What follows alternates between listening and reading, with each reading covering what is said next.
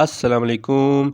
यार ये वीडियो के नीचे जो सब्सक्राइब का बटन बना आ रहा है ना, इस पे लाजमी क्लिक कर दें और साथ एक बेल आइकन बना आ रहा होगा, उस पे भी लाजमी क्लिक कर दें। इसका होगा फ़ायदा ये कि आपको मेरी हर नई वीडियो का नोटिफिकेशन मिलता रहेगा और आपको मेरी वीडियो मिस नहीं कर सकेंगे। उम्मीद है आपने अभी तक सब्सक्राइब के बटन पे क्लिक कर दिया होगा। तो चलिए अब वीडियो देखते हैं। अस्सलामुअलैकुम, क्या हाल चाल है? सब ठीक ठाक हैं। आज हम जो डिस्कस करेंगे, आज हमारा टॉपिक होगा RSI, रेलिवेंट स्ट्रेंथ इंडेक्स और मूविंग एवरेज। हमने इन दो चीज़ों को डिस्कस करना है, RSI को और मूविंग एवरेज को हम डिस्कस करेंगे। आज तक अभी तक जो हमने पढ़ लिया है वो क्या है कि हमने टेक्निकल एनालिसिस की बेसिक्स को पढ़ा, फिर हमने चार्ट ड्रा करना सीखा। टेक्निकल एनालिसिस क्या है कि चार्ट ड्रा कर कर चार्ट की मदद से हम फ्यूचर प्राइस को प्रिडिक्ट करते हैं कि फ्यूचर में प्राइस कैसे जाएगी। तो चार्ट को ड्रा करना हमने सीखा कि चार्ट कैसे ड्रा किया जाता है। हमने उसके बाद फिर ट्रेंड को सीखा, हमने फिर मुख्तलिफ पैटर्न्स जो हैं उनको देखा, कंटिन्यूशन पैटर्न और रिवर्सल पैटर्न्स को देखा। फिर हमने सपोर्ट रेजिस्टेंस को भी डिस्कस कर लिया। अब हम डिस्कस कर रहे हैं रेलिवेंट स्ट्रेंथ इंडेक्स को और मूविंग एवरेज को। ज़रूर मेरी वीडियो को अच्छी लगे तो लाइक ज़रूर कीजिएगा, कोई कमेंट हो मुझे बताना है आपने ज़रूर, सब्सक्राइब लाजमी कर लें भैया। अच्छा जी, अब हम शुरू करते हैं relevant strength index. Relevant strength index जो है वो, उससे हमें पता क्या चलता है। रेलिवेंट स्ट्रेंथ इंडेक्स, जिसको RSI भी बोला जाता है, उससे हमें यह पता चलता है कि क्या शेयर जो है वो ओवरबॉट है या ओवरसोल्ड है। उससे हमें पता क्या चलता है कि क्या शेयर जो है वो ओवरबॉट है या ओवरसोल्ड है। ओवरबॉट का क्या मतलब है? ओवरबॉट का मतलब है कि शेयर जो है, नाम से पता चल रहा है कि शेयर जो है वो ओवरबॉट हो चुका है, यानी बहुत ज़्यादा बाइंग उसकी हो चुकी हुई है। तो इसका मतलब क्या होगा? अगर शेयर ओवरबॉट है तो उसका मतलब क्या होगा कि बाइंग बहुत ज़्यादा हो गई है। तो फिर क्या होगा? जब बाइंग बहुत ज़्यादा हो गई है तो अब सेलिंग आएगी। ठीक है, तो अगर शेयर ओवरबॉट है तो उस शेयर में अनकरीब जो है वो सेलिंग शुरू हो जाएगी, वो शेयर नीचे गिरना शुरू हो जाएगा, सेलिंग प्रेशर ज़्यादा हो जाएगा। और अगर शेयर ओवरसोल्ड है तो उसका क्या मतलब है कि शेयर को बहुत ज़्यादा सेल किया जा चुका है, अब मज़ीद सेल होने के चांसेस कम है, बहुत कम सेल होगा। अब क्या होगा? अब बाइंग होगी। तो RSI से हमें ये पता चलता है कि शेयर ओवरबॉट है या ओवरसोल्ड है। ठीक है, तो जैसा कि मैंने आपको दोनों समझा दिए कि ओवरबॉट क्या होता है और सोल्ड क्या होता है। तो देखें, आपके जहन में फ़ौरन आना चाहिए कि आपने करना क्या है। अगर तो शेयर ओवरबॉट है तो आप क्या करेंगे? आपने नहीं ख़रीदना उसे। क्यों? क्योंकि वो ओवरबॉट है, ऑलरेडी बहुत ज़्यादा बाइंग हो चुकी है और अनकरीब फ्यूचर में इसने अब नीचे गिरना है। अब जो बाइंग इतनी ज़्यादा हुई हुई है, उन लोगों ने बेचना भी तो है ना, जिन्होंने ख़रीदा है उस शेयर को इतना ज़्यादा, उन्होंने अब बेचना भी तो है ना। तो अगर ओवर बाइंग हो चुकी हुई है, बहुत ज़्यादा बाइंग हो चुकी हुई है, तो क्या होगा? जिन्होंने बाइंग किया वो सेल करेंगे। तो ओवरबॉट अगर कंडीशन है तो आप नहीं खरीदेंगे। अगर ओवर सोल्ड है, अगर बहुत ज़्यादा सेलिंग हो चुकी हुई है, तो आप क्या करेंगे? आपको पता है कि सेलिंग बहुत ज़्यादा हो चुकी हुई है, लोगों ने बहुत ज़्यादा अब सेल कर दिया, अब लोगों ने इसको ख़रीदना है। ठीक है, अब बाइंग प्रेशर आएगा। तो आप क्या करेंगे? जब ओवर सोल्ड हो जाए आप उसको ख़रीद लेंगे, और ओवरबॉट जब होगा आप उस वक्त उसको सेल कर देंगे। या कम से कम ओवरबॉट अगर शेयर है तो आपने उसको ख़रीदना नहीं है। ठीक हो गया। अब हम RSI को डेवलप करते हैं। चार्ट में RSI कैसे आता है उसको हम देखते हैं। investing.com आपके सामने खुला हुआ है, हम इसी वेबसाइट को यूज़ कर रहे हैं, आपको पता भी है। आप इस वेबसाइट पे जाएं, किसी भी शेयर पे जिसका चार्ट ड्रा करना है वो आप ऐसे चार्ट ड्रा कर लें। मिसाल के तौर पे होंडा अटलस ही सामने आ रहा है, उसी को क्लिक कर देते हैं। ठीक हो गया। टेक्निकल चार्ट पे आपने क्लिक किया तो चार्ट बनना शुरू हो गया। आपने इसको बड़ा कर लिया, फुल स्क्रीन मोड में चले गए, इस पे आप गए तो ये कैंडल्स बन गई। ठीक हो गया। अब देखें आपके सामने एक चार्ट बना आ गया है, ऊपर चार्ट बना आ रहा है, प्राइस का चार्ट बना आ रहा है, नीचे वॉल्यूम आ रहा है। ये जो टैब है ना, जिस पे मेरा कर्सर है, इस पे आप देखें लिखा है इंडिकेटर्स स्टैश। यहाँ जितने भी इंडिकेटर्स हैं वो आ रहे होते हैं। अगर आपने किसी इंडिकेटर को ऐड करना है तो आप इधर से ऐड कर सकते हैं। हमने RSI को ऐड करना है इसके अंदर, हमें यहाँ RSI भी चाहिए इस चार्ट के ऊपर। तो हम क्या करेंगे? हम इस पर क्लिक करेंगे, ये मुख्तलिफ इंडिकेटर्स यहाँ आ रहे हैं। हमने चाहिए रेलिवेंट स्ट्रेंथ इंडेक्स, हम लिखेंगे रेलिवेंट, नहीं आ रहा, ये क्या बात है? रेलिवेंट स्ट्रेंथ इंडेक्स, ये देखें आ गया, स्पेलिंग गलत लिख रहा था। RSI रेलिवेंट स्ट्रेंथ इंडेक्स, मैंने इस पर क्लिक कर दिया। ठीक हो गया। अब ये देखें नीचे बना आ गया आपके सामने। ज़रा इसको और से देखें क्या हो रहा है। रेलिवेंट स्ट्रेंथ इंडेक्स में एक रेलिवेंट आरएसआई का एक चार्ट बना आ रहा है ऐसे, ये देखें। एक ये ऊपर लाइन बनी हुई है इसके, एक ये नीचे लाइन बनी हुई है इसकी, ठीक हो गया। ये देखें एक ये लाइन है, इसी तरह एक ये लाइन भी ये लाइन भी ऐसे चल रही है, ठीक है। ये ऊपर वाली लाइन जो है इसके सामने अगर आप रेट देखें तो 70 आ रहा है, 70 आ रहा है, ठीक है। ये देखिए यहाँ रेट अगर बनता है 70 बनता है। इसको मैं बड़ा कर लेता हूँ ना, मैं बड़ा कर लेता हूँ, उसमें डबल क्लिक करूँगा तो ये चार्ट बड़ा हो जाएगा। देखें बड़ा हो गया। ये देखें ये सामने इसके आ रहा है 70। ऊपर वाली लाइन जो है ये 70 है और नीचे वाली लाइन जो है वो 30 को शो कर रही होती है, ठीक है। और ये आगे सामने आपके चार्ट बना रहा है। अब हमें सवाल ये पैदा होता है कि हमें कैसे पता चलेगा कि शेयर ओवरबॉट है या ओवरसोल्ड है।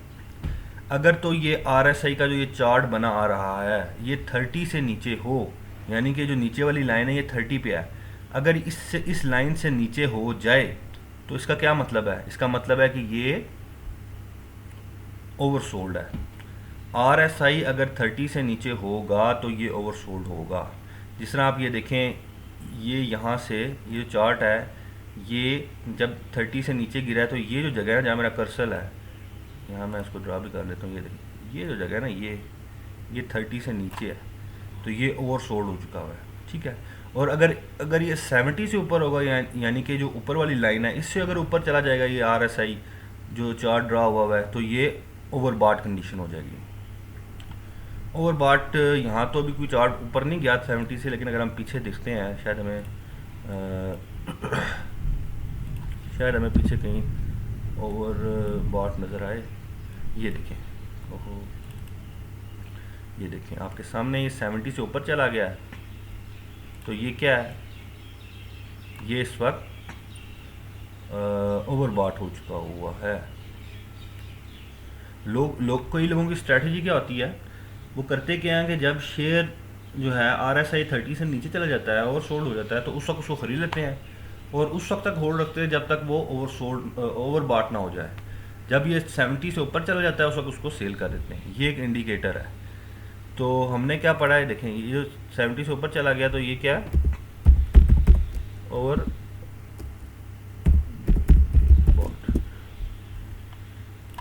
ठीक है, ये ओवरबॉट है, 70 से ऊपर चला गया।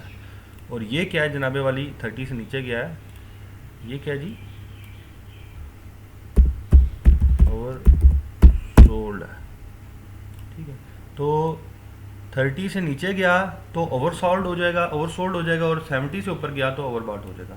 इन बिटवीन अगर ये रहेगा ना 30 और 70 के दरमियान ये जो रेंज है, ठीक है, ये जो रेंज है ये देखें, ये यहाँ से लेकर यहाँ तक जो रेंज है ना ये इसके दरमियान जो है ना ये न्यूट्रल जोन होता है इसका, ठीक हो गया। इसको कहते हैं न्यूट्रल जोन है।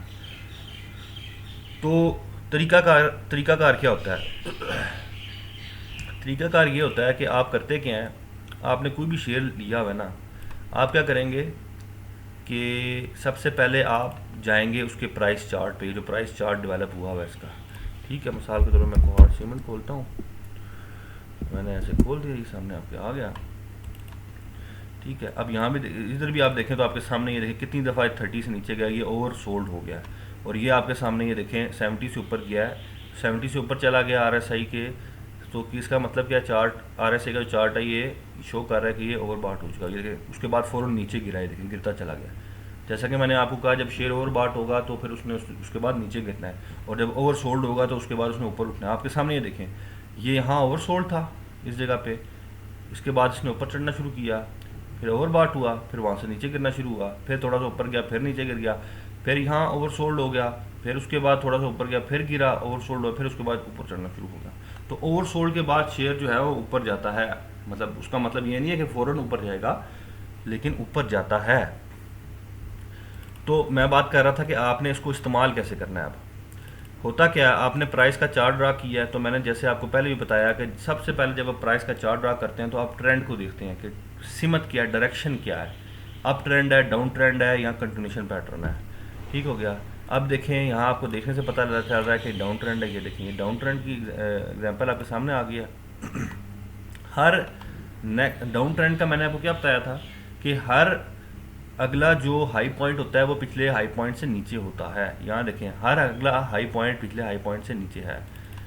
अब डाउन ट्रेंड है तो मैं तो उसको नहीं खरीदूंगा, ठीक है। मैंने देखा कि ये डाउन ट्रेंड है, फिर साथ मैंने नीचे वॉल्यूम को देखा, ठीक है। अब जब मैं नीचे वॉल्यूम को देखता हूँ तो सबसे पहले मैंने ट्रेंड ड्रा किया, उसके बाद फिर मैं उसका वॉल्यूम देखूंगा। अगर मैं वॉल्यूम देखता हूँ तो मुझे नज़र आता है कि वक्त के साथ साथ ये वॉल्यूम बढ़ता जा रहा है। सिर्फ मैं डाउन ट्रेंड की बात करता हूँ कि वॉल्यूम जो है बढ़ता ही जा रहा है, मतलब अच्छा खासा वॉल्यूम इसका हो चुका हुआ है। तो मैं क्या करूँगा, मैं कहूँगा यार अभी इसने मज़ीद नीचे गिरना है। आप देखें यहाँ से, इस जगह से ये डाउन ट्रेंड शुरू हुआ है, इस जगह से ना, ये जो जगह है, तो इसके नीचे अगर आप वॉल्यूम देखते हैं इधर, ठीक है, इधर वॉल्यूम अगर आप इसके साथ देखें तो आप देखते हैं वॉल्यूम जो है अच्छा खासा चल रहा है, वॉल्यूम नीचे गिर नहीं रहा।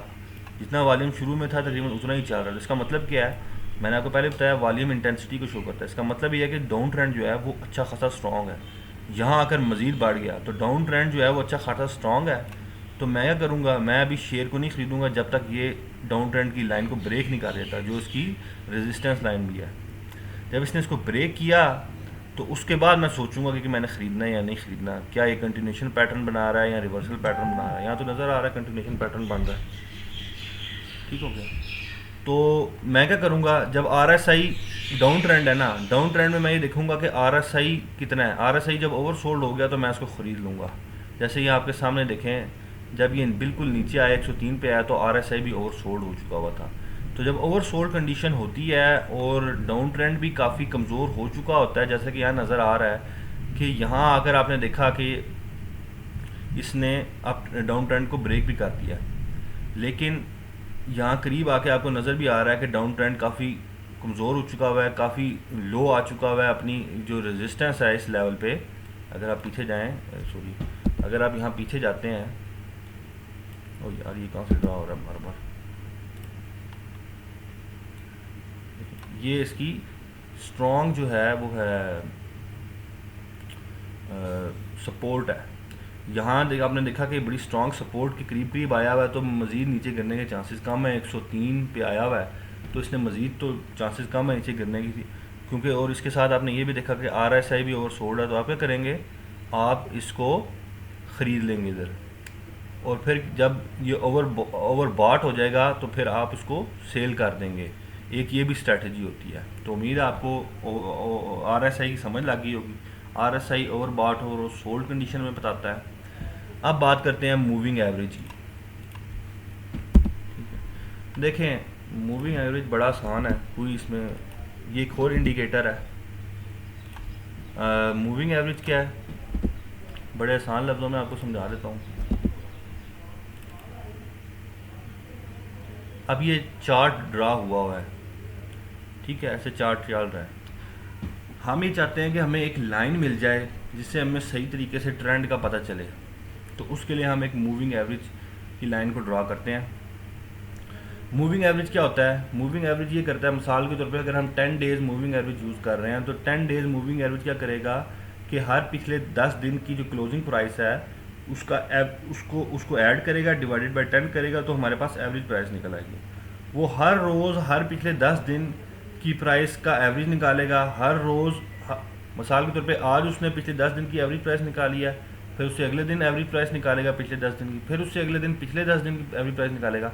इस तरह वो जो एवरेज प्राइसेस निकलती जाएंगी उनको मिलाकर एक हमारे पास एक लाइन आ जाएगी, उसको हम कहते हैं मूविंग एवरेज लाइन।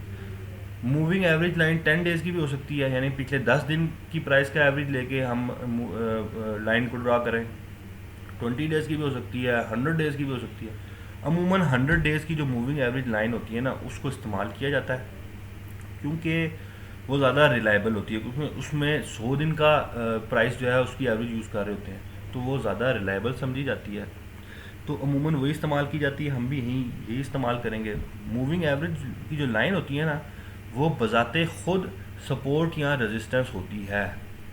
एक तो सपोर्ट और रेजिस्टेंस हम ये ड्रा करते हैं ना, ये भी सपोर्ट और रेजिस्टेंस होती है जो कि हम ये ड्रा करते हैं, जैसे हमने ये ड्रा किया, जैसे ये ड्रा किया, सॉरी जैसे हमने ये ड्रा किया, ठीक है, ये भी हमने मुख्तलिफ जो है इसकी रेजिस्टेंस निकाली आपके सामने मैंने ये ड्रा किया। तो ये देखें मैंने 3 जो है इसकी सपोर्ट जो है वो सॉरी 2 रेजिस्टेंस हैं और एक सपोर्ट जो है वो ड्रा किया है।